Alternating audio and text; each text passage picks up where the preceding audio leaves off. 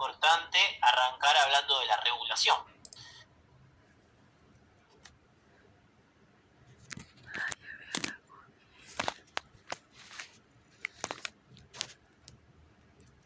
Y no, siempre importante arrancar hablando de la regulación.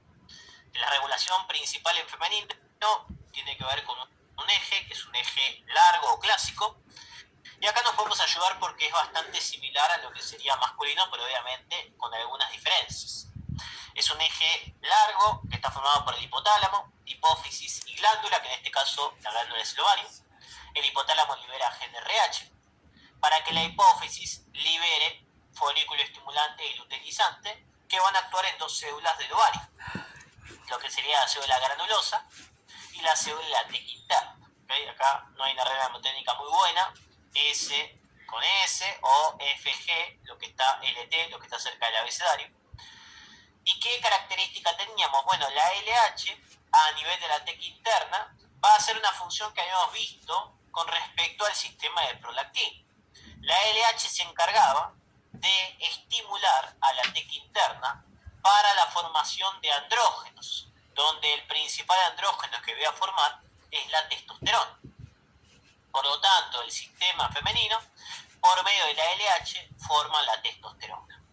El tema es que la testosterona no es la hormona sexual que predomina en la mujer, sino que son los estrógenos.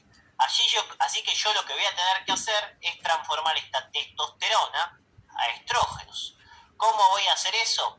A través de lo que sería el sistema de la aromatasa. Que la aromatasa transformaba la testosterona a estrógenos o específicamente la testosterona a estradiol. ¿Por qué digo específicamente? Porque estrógenos es todas las formas químicas que tienen los diferentes tipos de hormonas sexuales femeninas. Acuérdense que como estrógenos entraba el estradiol, el de la mujer fértil, la estrona, el de la mujer menopáusica, y el estriol de la mujer embarazada. Por lo tanto, es lo mismo decir estrógenos que estos tres, pero principalmente acá nos referimos al estrógeno de la fertilidad, que es en este caso el estradiol. Por eso a veces hablan de estrógeno y no de estradiol, pero bueno, se sabe el momento en el que estamos.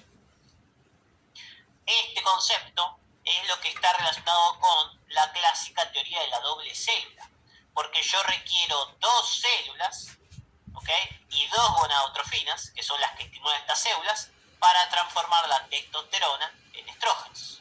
Porque la mujer no puede formar estrógenos directamente, sino que forma testosterona y luego lo transforma por la célula granulosa, que es la que tiene la aromatasa, en estrógenos. La tequinterna tiene la maquinaria para formar andrógenos, pero no para transformar. La granulosa tiene la maquinaria para transformar, pero no para formar. De ahí que combinadas me da este resultado.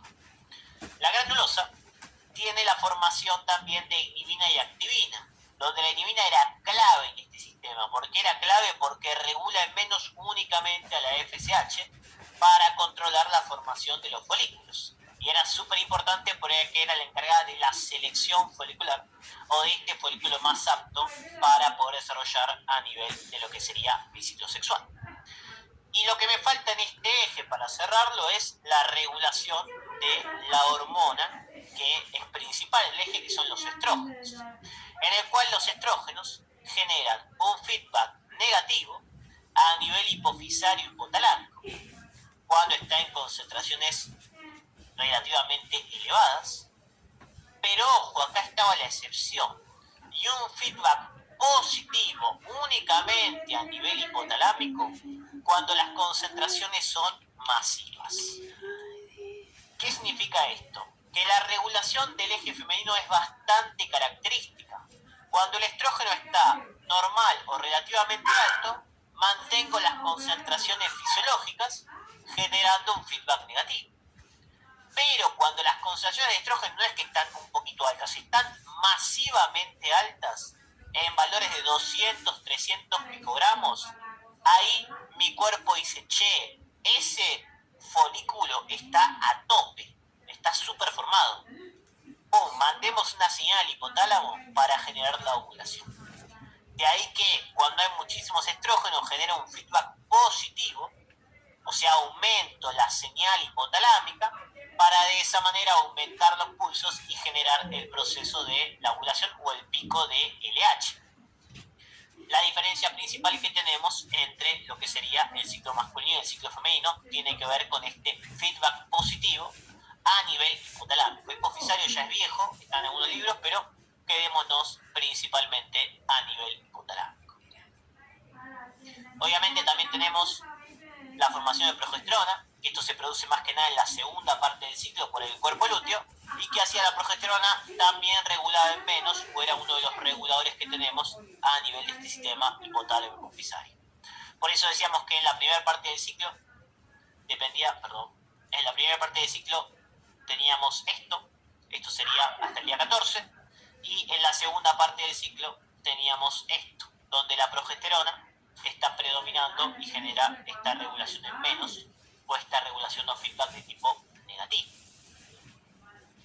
Conceptos principales a lo que sería el sistema de el eje hipotálamo, hipófisis, ovario. Acuérdense, primario, secundario y terciario, cualquier tipo de modificación que podamos encontrar a nivel de este sistema y los diferentes tipos de estrógeno. Obviamente que después nos toca hablar un poquito del tema del ciclo sexual y de las funciones de estrógeno y progesterona.